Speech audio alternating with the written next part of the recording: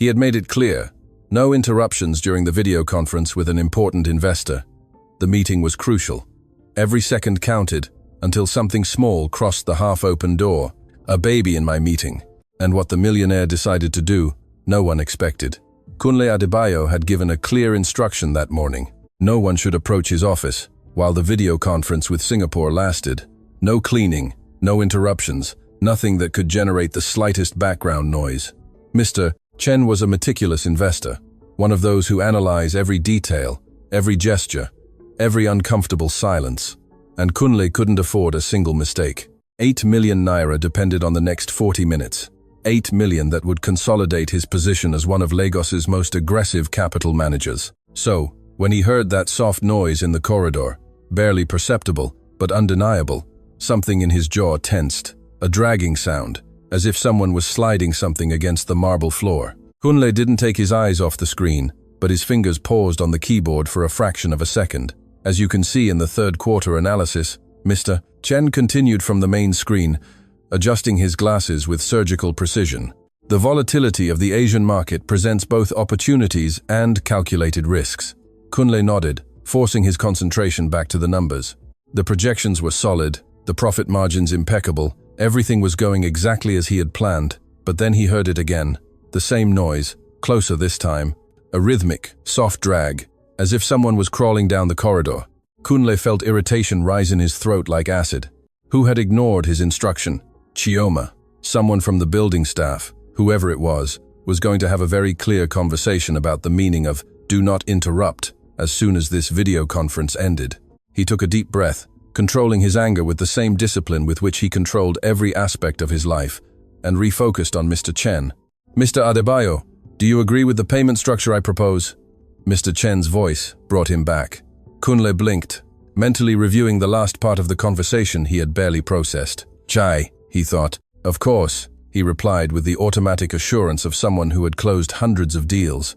"The three-phase liquidity gives us the necessary room for maneuver. We proceed with the terms you have set." Mr. Chen nodded, seemingly satisfied. Kunle exhaled slowly.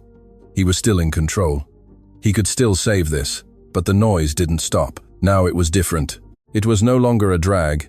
It was a soft, intermittent tap, as if someone was tapping something against the floor. Kunle clenched his teeth. Whoever it was, they were right outside his office, exactly where he had told everyone not to be. "I will send the final documents to your legal team this afternoon," Mr. Chen said. "I expect a response before Friday." "You will have it," Kunle replied. His voice sounded tense even to him. Mr. Chen looked at him with that indecipherable expression all Asian investors seemed to perfect over the years. "Are you sure everything is all right over there, Mr. Adebayo? You seem distracted." "Everything is perfect," Kunle lied, just reviewing the last figures mentally. Mr. Chen nodded slowly, not appearing entirely convinced, but he didn't insist. "Very well. Then I await your final confirmation before the market closes on Friday. Have a good day, Mr. Adebayo." The screen went black. Kunle remained motionless for a second, looking at his own reflection in the dark monitor. His jaw was tight, his shoulders tense. 8 million naira. He had almost ruined it because of a stupid distraction. He got up from the chair with a brusque movement and walked to the office door. The noise had ceased, but that didn't matter. Someone had disobeyed a direct order. Someone had jeopardized a crucial negotiation, and Kunle Adebayo did not tolerate that kind of incompetence. He opened the door expecting to find Chioma with a broom, or perhaps the building's maintenance supervisor doing some unauthorized repair. Whatever it was, he was going to make it very clear. In his home, his rules were not suggestions, they were laws. But when he looked into the corridor, what he saw left him completely motionless. A baby sat in the middle of the marble corridor, dressed in a light pink romper and mismatched white socks. She had dark, curly hair, just a rebellious curl falling over her forehead, and she was looking directly at him, not crying, not making any noise, just staring with those enormous, dark, curious eyes, as if Kunle was the most interesting thing she had seen in her short life. The baby tilted her head to one side, and then smiled. A small, crooked smile that wrinkled her nose and showed 2 tiny teeth just emerging. Kunle opened his mouth to say something, but no sound came out. His brain tried to process the situation, and failed spectacularly. There was a baby in his penthouse, in his corridor, less than 2 meters away, and he had no idea how she had gotten there. "What?" was the only thing he managed to articulate. The baby let out a joyful gurgle, as if Kunle's voice was an invitation to converse, and held out a plump little hand towards him. Her tiny fingers opened and closed in a gesture that clearly meant, "Come here." Kunle instinctively took a step back. He knew nothing about babies. He had never held one, never wanted to be near one. Babies were walking chaos. They cried without reason, needed constant attention, turned any ordered space into a disaster. And yet, there sat this tiny creature in his corridor, as if it were the most natural thing in the world, looking at him with a confidence that completely disconcerted him. "Chioma!" Kunle called, without taking his eyes off the baby.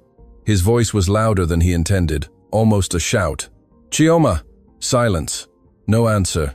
Kunle felt panic begin to rise in his chest. Where was his domestic staff? Why was there a baby alone in the middle of the corridor? And why was this baby looking at him as if she knew him? "Chioma, I need you to come right now," he called again, this time with more urgency. The baby seemed to interpret his tone of voice as amusing, because she let out a little giggle and began to crawl towards him. It wasn't coordinated crawling, but an erratic combination of dragging her knees and pushing with her hands. But it was determined. She clearly had a goal, to reach where Kunle was. "No, no, no," Kunle murmured, taking another step back. "Stay there, don't move." But the baby had no intention of obeying. She advanced with determination, making those soft little noises babies make when they are concentrating on something. Kunle looked desperately down the corridor, hoping Chioma would appear out of nowhere and take charge of the situation. But there was no one, just him and this small creature, who was getting closer and closer. When the baby reached his feet, she stopped and looked up at him. Then, she extended both arms upwards, hands open, in that universal gesture that means, "Pick me up." Kunle was paralyzed. "No," he said in a low voice, more to himself than to the baby. "This isn't happening." But the baby didn't lower her arms. She just kept looking at him with those enormous eyes, waiting, trusting, as if she knew, with some inexplicable certainty, that Kunle would do the right thing. And something in that gaze, something in the way this small creature watched him without fear, without judgment, without expectations beyond being held, made something inside Kunle break. It wasn't a dramatic break. It wasn't a sudden revelation. It was something more subtle, more dangerous. It was a crack in a wall he had spent 36 years building brick by brick. Slowly, without quite knowing why he was doing it, Kunle knelt before the baby. They were at the same height. She looked at him, and he looked back at her. "Who are you?" Kunle asked in a low voice. The baby responded with an incomprehensible babble and extended her arms again. And then Kunle Adebayo, the man who never made mistakes, the man who controlled every aspect of his life with millimeter precision, the man who had sworn he would never let himself be emotionally affected by anything or anyone, did something completely inexplicable. He extended his arms and picked up the baby. She nestled against his chest, as if that were exactly where she was supposed to be, her head resting on his shoulder, and one of her tiny fists clutching the fabric of his shirt. She weighed almost nothing. She was warm and smelled of powder and something sweet Kunle couldn't identify. "Mr. Adebayo." Chioma's voice came from the other end of the corridor, broken, terrified. Kunle looked up and saw her there, pale as a ghost, her hands covering her mouth. Her eyes were red as if she had been crying. I'm so sorry, sir. I didn't mean to. She escaped me. I just went to the toilet for a moment, and when I came back, she was gone. And her voice completely broke. Kunle should have been furious. He should have fired her right then and there. He should have demanded explanations, made it clear that this was unacceptable, that she had violated his trust and his rules in the most blatant way possible. But when he opened his mouth to say all that, what came out was completely different. "Amara?" he asked with a strangely soft voice. "Yes, sir. My daughter. She's 8 months. Chioma swallowed hard, preparing for the worst. "I understand if you want to dismiss me. Just give me a few minutes to get her things." "And how long?" Kunle interrupted. Chioma blinked, confused. "Pardon? How long have you been bringing her without my knowledge?" The silence that followed was dense, heavy. Chioma lowered her gaze. 3 months, sir. 3 months. 90 days of deception. Kunle felt he should have been indignant, betrayed, but the only thing he felt as he held that warm baby against his chest was a strange curiosity, a question he never thought he would ask himself. "Why?" he finally asked. And that simple, direct question was the beginning of everything. Chioma didn't know how to answer that question. She didn't expect curiosity. She expected fury, contempt, perhaps a cold, professional ultimatum, but not that simple, direct word, pronounced in a voice that sounded almost human. She stood there, her hands still trembling, trying to find the right words, as she watched her boss, this man who had never spoken more than 3 consecutive sentences to her. He was holding Amara as if he didn't quite know what to do with her, but also didn't want to let her go. "Because I have no one to leave her with, sir," Chioma finally replied, her voice barely audible. "I have no family here. My mother lives in the village and she's sick. My sister has her own children. Daycares cost more than I earn in a week, and I needed this job. I needed you not to know."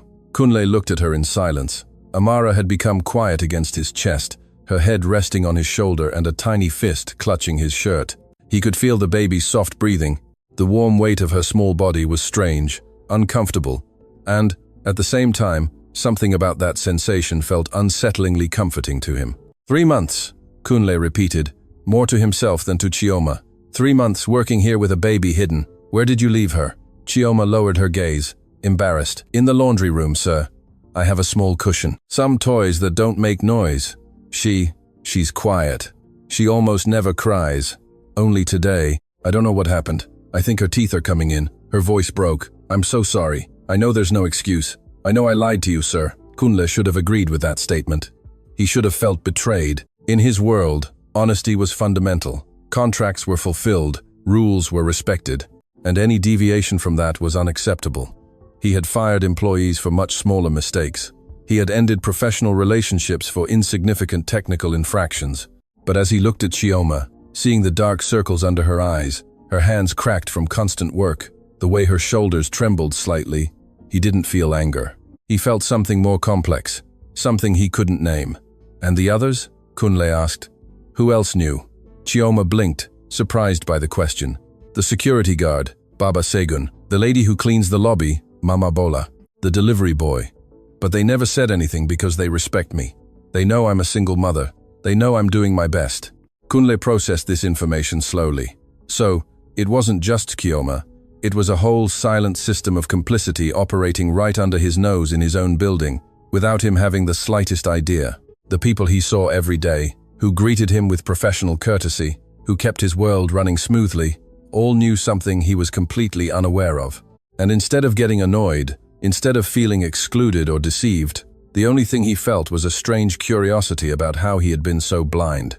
Amara moved slightly in his arms, letting out a tiny sigh before settling more comfortably against his chest. Kunle lowered his gaze to her.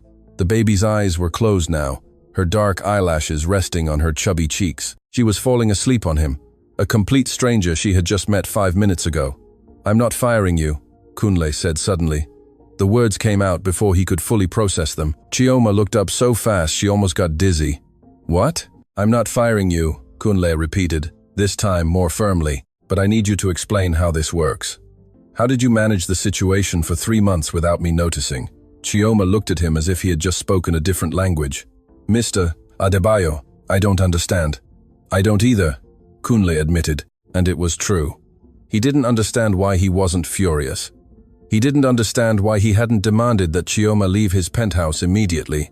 He didn't understand why he kept holding this baby as if it were the most natural thing in the world. "But I need to understand. So sit down and explain." Chioma hesitated, looking towards the living room as if sitting in her boss's presence was a transgression as serious as bringing her daughter secretly. But Kunle was already walking towards the sofa, moving carefully so as not to wake Amara. He sat down, and for the first time in years, he didn't care that the cushions weren't perfectly aligned. Chioma followed him slowly, sitting on the edge of the armchair, her back very straight, her hands clasped in her lap. "I arrive at 7 a.m. through the service entrance," Chioma began, her voice trembling. "Amara is always sleeping. I put her in the laundry room with her little cushion, her toys. I give her her milk before you wake up. I work while she sleeps or plays. At midday, I give her more milk. Then we leave. She never left the laundry room. I don't know how she got here." Kunle looked at the sleeping baby in his arms. "She crawled," he said simply, "all the way to my office, in the middle of the most important video conference of my career." Chioma visibly flinched. "I am so sorry, sir. If I had ruined your business because of me, You didn't ruin it," Kunle interrupted her. "Almost, but you didn't ruin it. There was a long silence. Kunle could hear the ticking of the wall clock, the soft hum of the air conditioning, Amara's peaceful breathing. Everything else was quietness.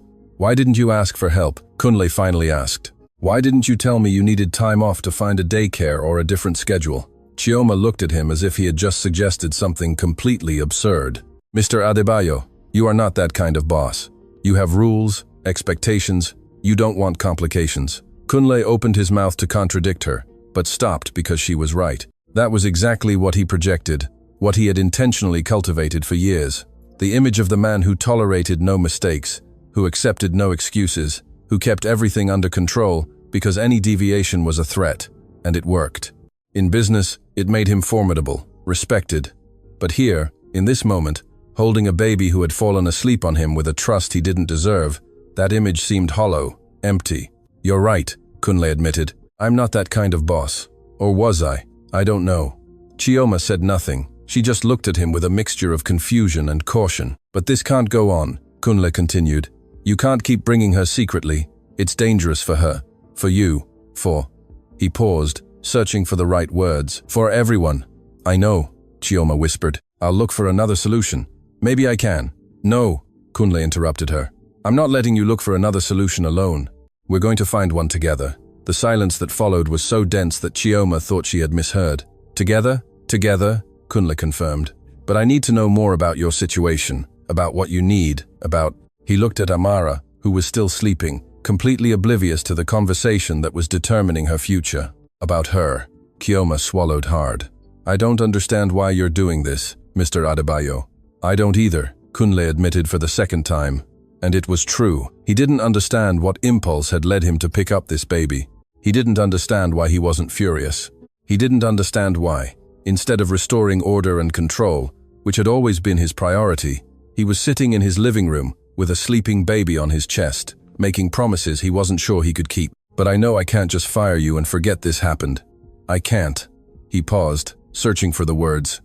"I can't pretend I didn't see this." He gestured subtly to Amara. Chioma followed his gaze. When she looked back at him, there were tears in her eyes. "Thank you, Mr. Adebayo." Kunle nodded, uncomfortable with the gratitude. "Don't thank me yet. I don't know what we're going to do. I just know that something has to change." The following days were strange for Kunle, not because his routine drastically changed, but because he began to notice things that had always been there, but that he had successfully ignored for years. Like the fact that Chioma arrived exactly at 7:05 a.m. every morning, never 7 sharp, as stipulated in her contract, or that she always carried 2 bags, one with cleaning supplies and a smaller one, which he now knew contained everything necessary to care for a baby for 8 hours, or that when she cleaned the kitchen, she did so in complete silence, without playing music or humming, as other people did. Silence, always silence, because she couldn't risk waking Amara, because she couldn't draw attention, because her survival depended on being invisible. Kunle hadn't mentioned their conversation again, hadn't asked about Amara again, nor about Chioma's situation. He simply continued with his life as if nothing had happened, going to the office, attending meetings, closing deals. But something had changed, something subtle he couldn't define.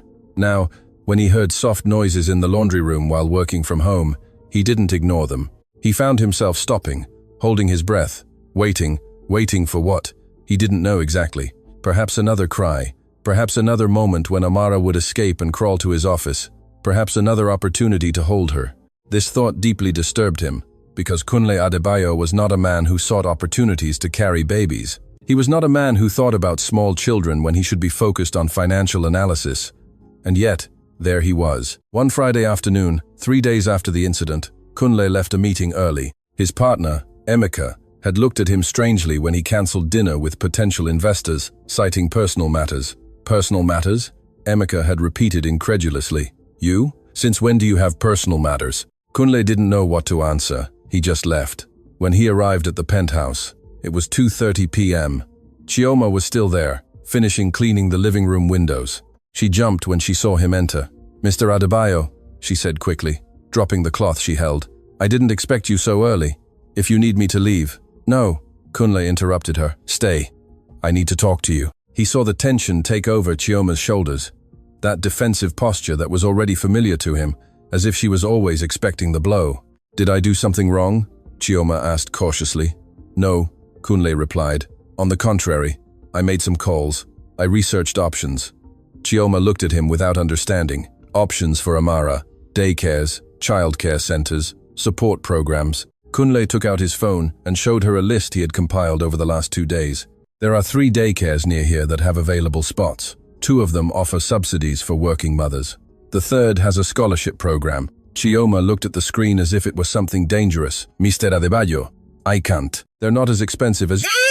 And if you qualify for the scholarship at the 3rd, it could be even less. Chioma swallowed hard. 20,000 is still a lot for me, sir. After paying rent, bills, food, transport, very little is left. Kunle had already anticipated this response. That's why I'm going to increase your salary. The silence that followed was so dense it could be cut with a knife. Chioma looked at him as if he had just said something completely absurd. What? I'm going to increase your salary, Kunle repeated. 30%. That should cover the daycare and leave a margin for emergencies. Chioma opened and closed her mouth several times without making a sound. Finally, she found her voice. I can't accept that. Why not? Why? Because you don't have to do this? Because I lied to you? Because you're afraid there's something else behind it? Kunle finished for her. Chioma lowered her gaze, embarrassed, but did not deny it. Kunle sighed. Look, I know this is strange. I know I'm not known for my generosity. I know you probably think there's some hidden motive behind this. He ran a hand through his hair, searching for the right words. But the truth is, I saw something on Tuesday. Something I can't ignore. I saw a woman who is working twice as hard as anyone else, doing her job impeccably while secretly caring for a baby, all because she has no other option.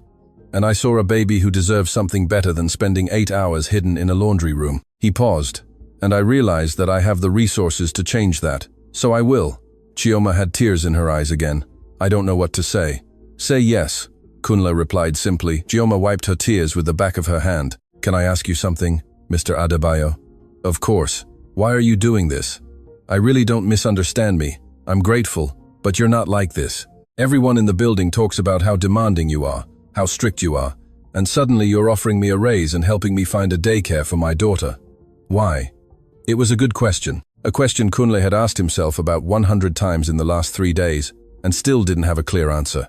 Honestly, I don't know, he admitted. Maybe when Amara looked at me that day, something in me paused. He felt ridiculous. It doesn't matter. The point is, I can help, and I will. Chioma studied him for a long moment. Can I see her? Kunle asked suddenly. The question surprised both of them. Chioma blinked. Amara? Yes, if it's not a bother. Chioma hesitated, but then nodded slowly. She's sleeping in the laundry room. I can bring her if you want. No, Kunle said. I'll go.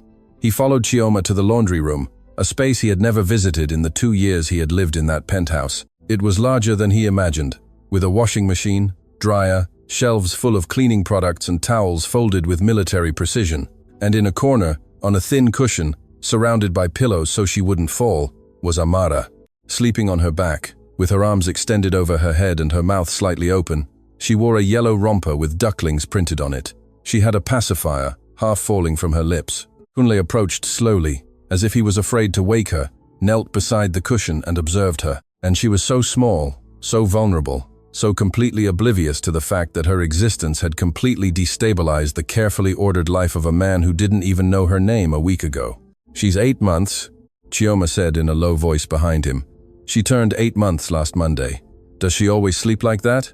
Kunle asked. Like a starfish, completely relaxed. Chioma smiled for the first time since Kunle had known her. A genuine smile, full of maternal love. Always. Since she was born, she likes to feel free. Kunle reached out without thinking and gently touched one of Amara's feet.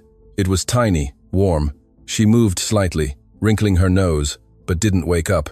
Where's her father? Kunle asked. He didn't know why he asked that. It wasn't his business, but the question came out before he could stop it. Chioma tensed visibly. He left when I said I was pregnant. He said he wasn't ready to be a father, that he had plans, that a baby wasn't part of those plans. Her voice was flat, devoid of emotion, as if she had told that story so many times that it no longer hurt. Or maybe it hurt so much that she had learned not to feel anything. I'm sorry, Kunle said. It's not your fault, Chioma replied. It's mine for trusting the wrong person. No, Kunle said with more firmness than he intended. It's not your fault. He's a coward. Amara is better off without him. Chioma looked at him in surprise. You really think so? Yes, Kunle replied, without hesitation. Any man who abandons his child doesn't deserve to be called a father. Amara chose that moment to wake up. She slowly opened her eyes, blinking against the light, and looked directly at Kunle. For a second, she seemed confused. Then, her face lit up with an enormous smile, showing those two tiny teeth, and she extended her arms towards him, just like the first time, as if she recognized him, as if she knew he was safe. Do you want to pick her up? Chioma said softly. Can I? Kunle asked. Chioma nodded. Kunle carefully lifted Amara. She immediately nestled against his chest, making that sound of satisfaction that babies make when they find exactly where they want to be. And Kunle, for the second time in a week, felt something in his chest tighten. Hi, little one, he murmured. Amara responded with a joyful babble and grabbed his tie with both hands. She likes you, Chioma observed with a smile. It seems so, Kunle replied. And then, without quite knowing where the impulse came from, he added, Chioma, I want you to know that this isn't just about the money or the daycare. If you need anything else, if there's anything I can do to help, I want you to tell me. Chioma looked at him with bright eyes. Why are you so good to me, Mr. Adebayo? I don't understand. Kunle didn't understand either, but as he held Amara, feeling her warm weight against his chest, and seeing the raw gratitude in Chioma's eyes, he realized something. Perhaps he didn't need to understand. Perhaps he just needed to do. Because everyone deserves an opportunity, he said finally. And because maybe I also need one. The following Monday, Chioma arrived with Amara at 7:05 a.m., as always, but this time she didn't go directly through the service door to the laundry room. This time she rang the main entrance doorbell. Kunle opened the door himself, something he had never done. He normally let the building's security system handle everything, but today he had waited by the door with a cup of coffee in his hand and a strange feeling in his chest that he couldn't identify until he saw Chioma standing there with Amara in her arms, wrapped in a pink blanket.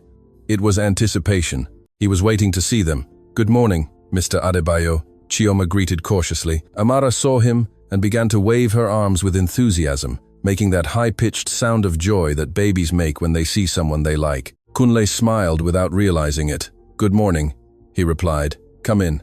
Chioma entered, looking around as if she had never seen the main lobby of the penthouse, and she probably hadn't.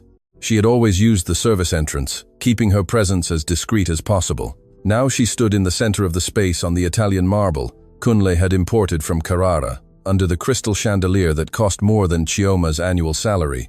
And for the first time, to Kunle, it seemed excessive, unnecessary. I spoke with the director of Sunshine Daycare, Kunle said, placing his coffee cup on the entrance table. They have a subsidy program. They can take Amara starting Wednesday. Chioma looked at him with huge eyes. Wednesday? So soon? Yes. I completed the preliminary forms and sent the information you gave me. They just need you to go tomorrow to sign the final documents and tour the facilities, Mr. Adebayo. Chioma didn't finish the sentence. She simply stood there, holding Amara, with tears beginning to form in her eyes. Don't cry, Kunle said uncomfortably. He didn't know what to do when people cried. He usually avoided situations that could lead to these kinds of emotional reactions. Sorry, Chioma quickly wiped her tears. It's just that no one has ever done anything like this for me. Kunle didn't know what to say to that. Amara extended her arms towards him, as she had been doing every time she saw him lately, and Kunle, without a second thought, picked her up. It was becoming a habit, a dangerous habit, probably, but he couldn't stop himself. What do I do in the meantime? Chioma asked about Amara until Wednesday. Bring her with you, Kunle replied, but not to the laundry room. I've set up a play area. Chioma blinked. What? Kunle gestured towards the corridor, the room that had been empty next to the kitchen. I had some things brought in. A playpen, toys, a portable crib. I don't know if it's all correct. I've never bought baby things, but the seller said it was age-appropriate. Chioma followed him down the corridor in complete silence. When they reached the room, she froze at the door. The space that had been empty since Kunle bought the penthouse was now full of color. A foam mat covered the floor. A large playpen occupied the center, surrounded by baskets of toys. There was a rocking chair by the window, a portable crib in the corner, a fully equipped changing table with diapers, wipes, creams. There was even a musical mobile hanging over the playpen with plush animals gently spinning. This is too much, Chioma whispered. It's what's necessary, Kunle corrected. And before you say you can't accept, Let me clarify something. This isn't just for you, it's for her. He gestured to Amara, who was looking at everything with huge, curious eyes. She deserves it. Chioma covered her mouth with a hand, trying to hold back her sobs, but the tears came anyway. Kunle felt completely lost. Did I do something wrong? He asked, concerned. Is it too exaggerated? Can I return things? Chioma shook her head vigorously. It's perfect. It's just that I can't believe this is real. Amara began to wriggle in Kunle's arms, clearly wanting to get down and explore all these new toys. Kunle carefully placed her on the foam mat. The baby immediately crawled towards the playpen, grabbing the bars to pull herself to her feet with wobbly legs. Kunle felt a pang of something akin to pride as he watched her stand on her own. She'll be walking soon, Chioma commented, wiping her tears. I know, Kunle replied, and then he realized how strange that sounded, as if he had a right to know, as if he was a part of her life. Mr. Adebayo, Chioma said softly, can I ask you something personal? Kunle tensed instinctively. Personal questions meant personal revelations, and he didn't do that. Depends on how personal, he replied cautiously. Why do you live alone in such a big house? Don't you have family? Kunle looked towards the window. Lagos stretched out before him, full of luxurious buildings and perfectly curated lives. I have parents, he finally said. They live in my hometown in Oyo State. I see them once a year at Christmas. I have a younger brother who lives in the United States. We talk by message, maybe once a month. He paused, and that's it. I don't have any more family. And friends? Kunle smiled without humor. I have business partners. I have professional contacts. I have people with whom I close multi-million naira deals. He shrugged. But friends in the real sense of the word, people who know you beyond your professional utility? No, I don't have that. Why? The question was simple, direct, and completely impossible to answer honestly. Because it's easier that way, Kunle said. Because personal relationships are complicated, unpredictable, and He stopped, aware that he was about to reveal more than he intended. I don't handle the unpredictable well. Chioma looked at him with an expression Kunle couldn't interpret. You know what I think, Mr. Adebayo? I think you handle the unpredictable better than you think. I appeared in your life with a hidden baby, violated all your rules, interrupted your most important meeting, and you didn't fire me. You helped me. That doesn't sound like someone who can't handle the unpredictable. Kunle had no answer for that. Amara let out a cry of joy when she discovered that one of the toys made sounds when pressed. She sat on the mat and began pressing it repeatedly, fascinated by the result. She really likes you, Chioma observed. That's ridiculous, Kunle replied. She barely knows me. Babies know, Chioma said with conviction. They know when someone is safe, when someone is good. Amara doesn't go to just anyone, but she goes to you. Kunle looked at the baby, who was now trying to put the toy in her mouth. I don't know anything about babies, he admitted. I don't know how to care for them, how to entertain them, what they need. No one knows until they learn, Chioma replied. I didn't know anything either when Amara was born. I was terrified. I thought I was going to break her or do something wrong, but you learn, and she teaches you. She paused. If you want to learn, that is. Kunle didn't answer immediately, because the truth was that he did want to learn. He wanted to know why Amara made that specific noise when she was happy. He wanted to know how to calm her when she cried. He wanted to know what made her laugh. And that was terrifying, because Kunle Adebayo didn't get emotionally involved. He didn't allow himself to want things he couldn't control. Perhaps, he finally said. It was the most honest answer he could give. Chioma smiled. It's a start.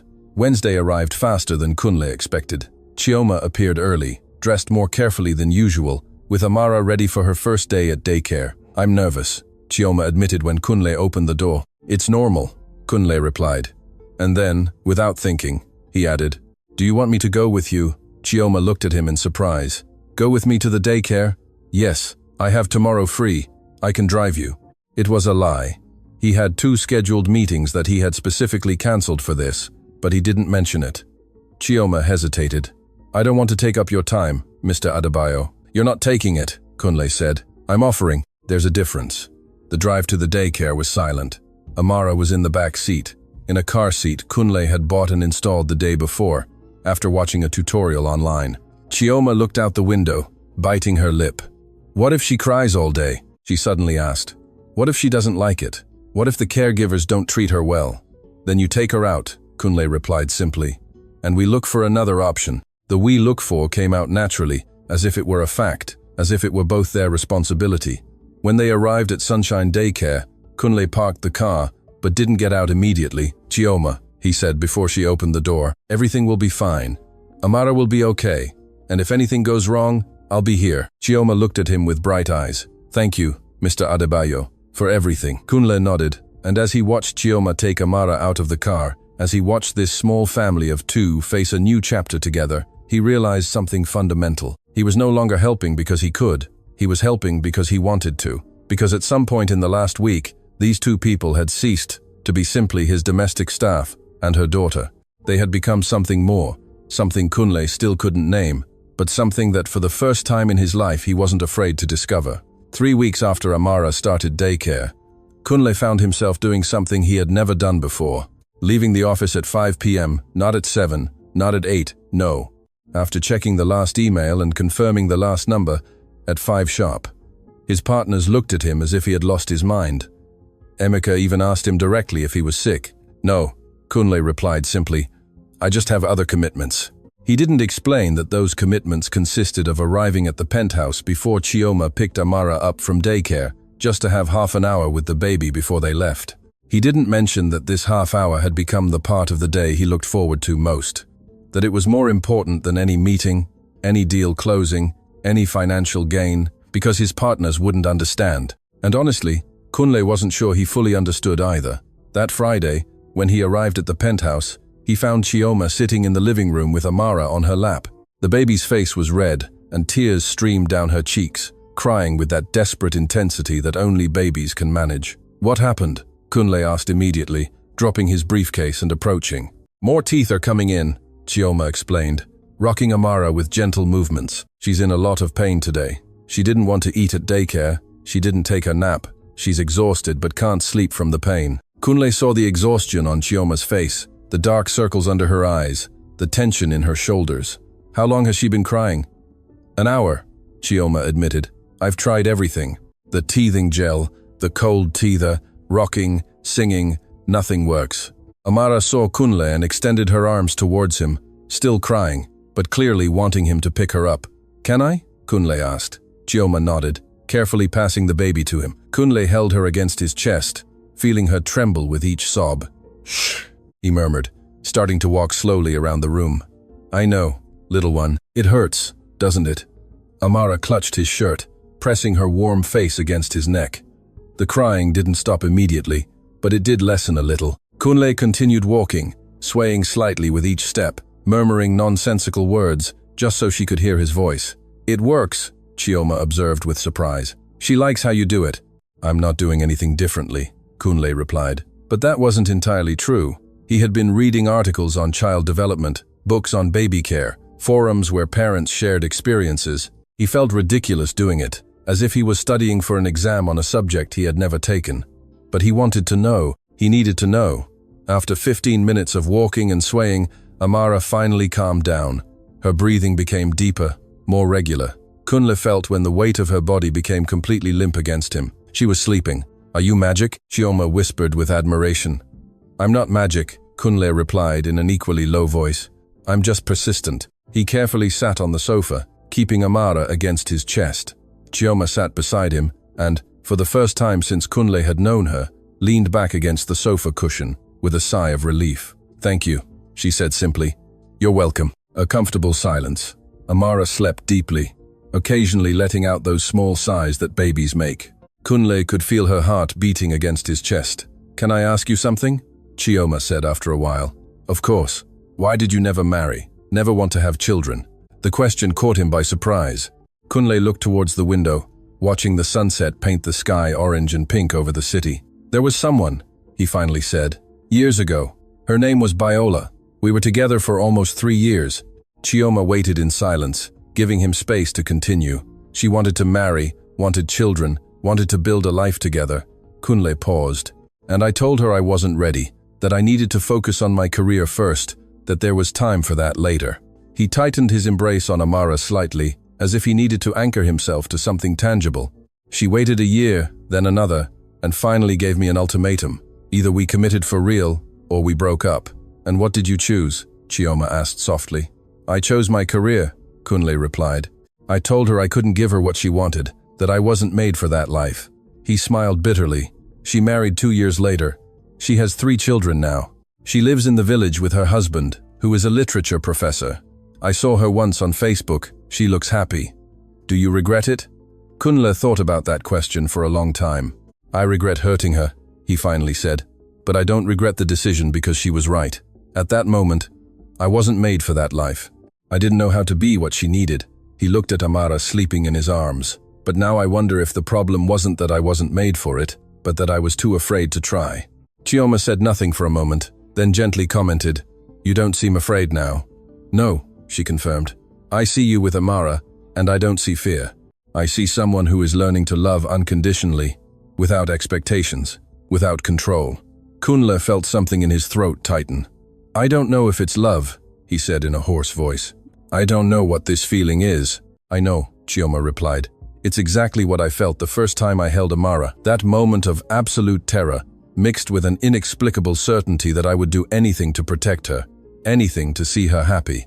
She paused. "That's love, Mr. Adebayo, even if you've never felt it before." Kunle didn't know what to say, so he simply sat there, holding Amara, as the sun completely set, and, for the first time in his adult life, he didn't think about work. He didn't think about pending investments. He didn't think about the numbers he needed to review or the calls he had to return. He only thought about the warm weight of this baby against his chest and the woman sitting beside him, who saw him with a comprehension no one else had. "Chioma," he said suddenly. "Yes? Stop calling me Mr. Adebayo. Just Kunle.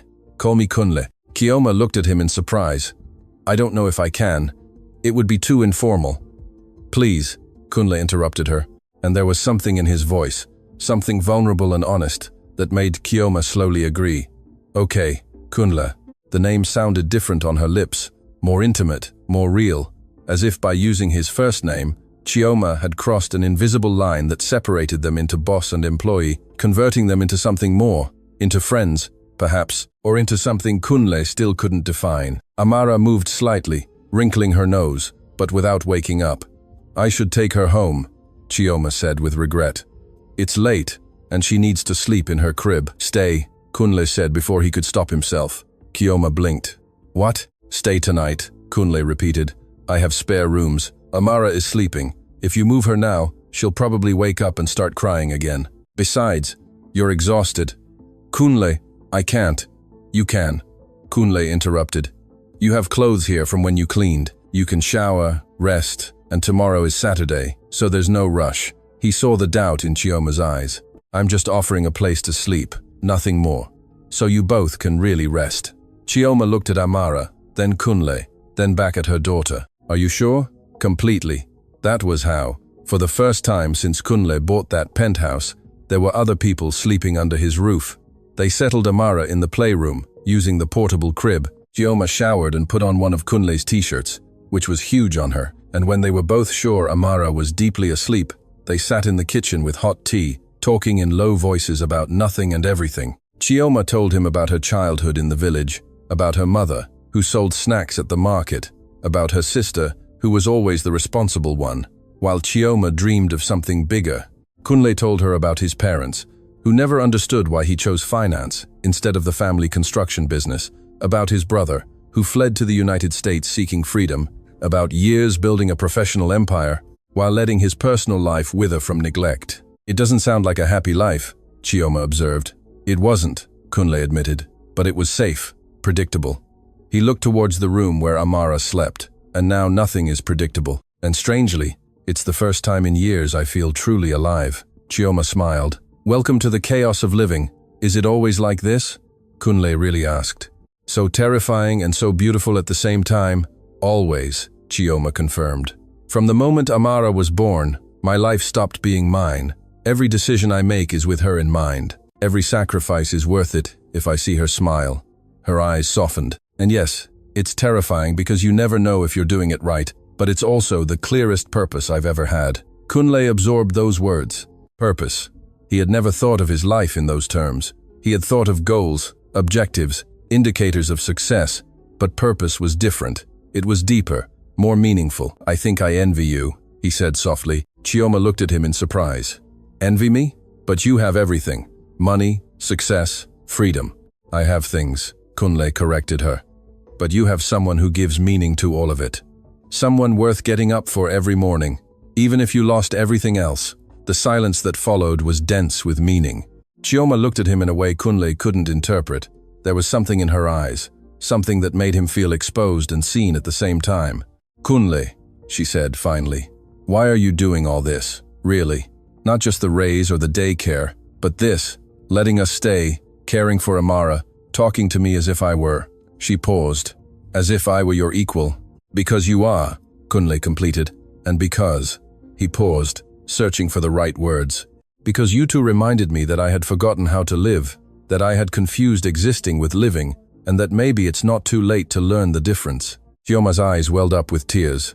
"It's not too late," she whispered. And in that moment, sitting in the kitchen at midnight, while Amara slept in the next room, something changed between them, something fundamental and permanent. The next morning came with golden light filtering through the penthouse windows. Kunle woke up earlier than usual, not by alarm, nor by habit, but because he heard soft laughter coming from the kitchen. He got up, put on a t-shirt, and walked barefoot towards the sound. What he found left him completely motionless in the doorway. Chioma was by the stove, preparing scrambled eggs, humming a soft song. Amara was in the new high chair, the one Kunle had bought, but had never seen used, banging on the tray with both hands and laughing every time she made a noise. The morning light bathed them both, creating a scene so perfect, so full of life, that Kunle felt something in his chest expand painfully. "Good morning," Chioma said, when she saw him, with a shy smile. She was wearing the t-shirt he had lent her the night before, which reached her mid-thigh, and her hair was tied in a messy ponytail. He had never seen her like this, so relaxed, so at home. "Good morning," Kunle replied, approaching. Amara saw him and let out a cry of joy, extending her arms. Kunle leaned down and kissed her on the forehead before sitting beside her. It was an automatic, natural gesture, as if he had done it 1,000 times before. Only when he saw the expression on Chioma's face did he realize what he had done. "Sorry," he said quickly. "I shouldn't have." "No," Chioma interrupted him with a soft voice.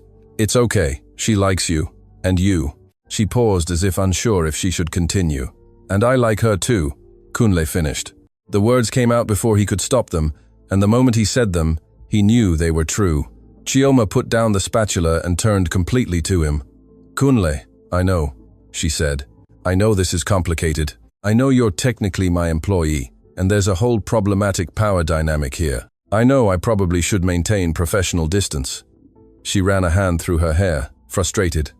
"But I can't keep pretending this is just helping someone in need because it stopped being that weeks ago." Chioma looked at him with wide eyes, saying nothing. "I think about you two all the time," Kunle continued. "At work, in meetings, when I should be focused on numbers and projections. I wonder if Amara slept well, if she ate enough at daycare, if you rested enough. I think about coming home just to see you both." He paused, looking directly into her eyes. "And yesterday, when I asked you to stay, it wasn't just because Amara needed to sleep.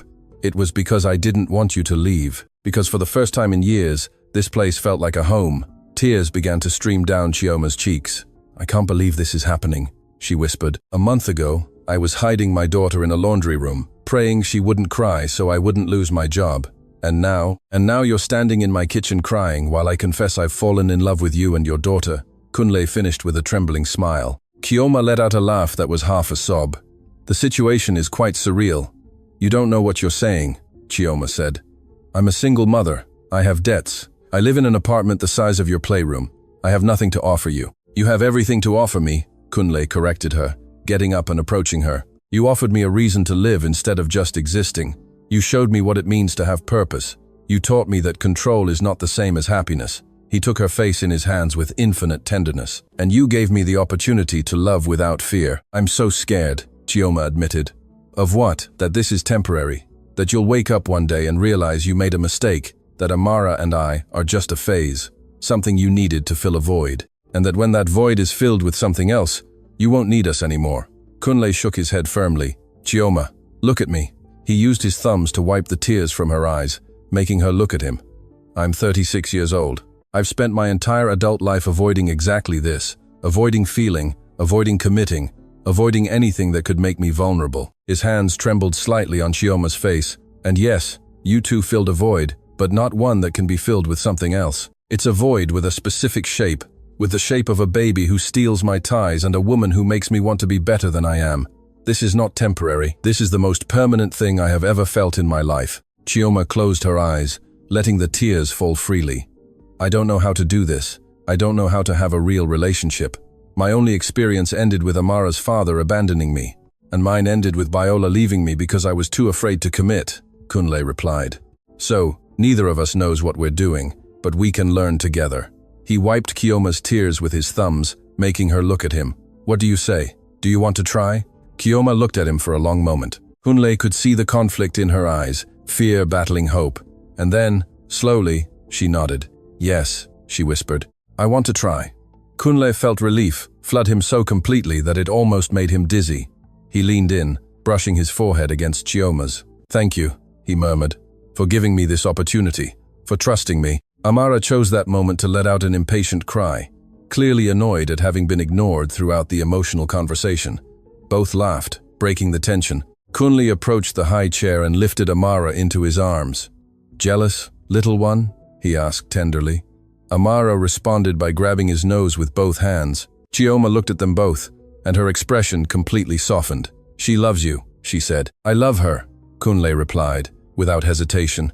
Then, he looked at Chioma with those dark eyes, full of something so honest that it took her breath away. And I love you. Chioma covered her mouth with both hands, trying to stifle a sob. I love you too, she managed to say. I don't know when it happened exactly. If it was when you bought all those toys, or when you stayed up all night researching babies, or when you said my name for the first time without the Mr. in front. But it happened, and it's real. Kunle closed the distance between them, with Amara still in his arms, and kissed Chioma softly. It was a sweet, promising kiss, full of all the things neither of them knew how to say with words. Amara, caught between them, let out a little giggle and clapped, as if she understood exactly what was happening.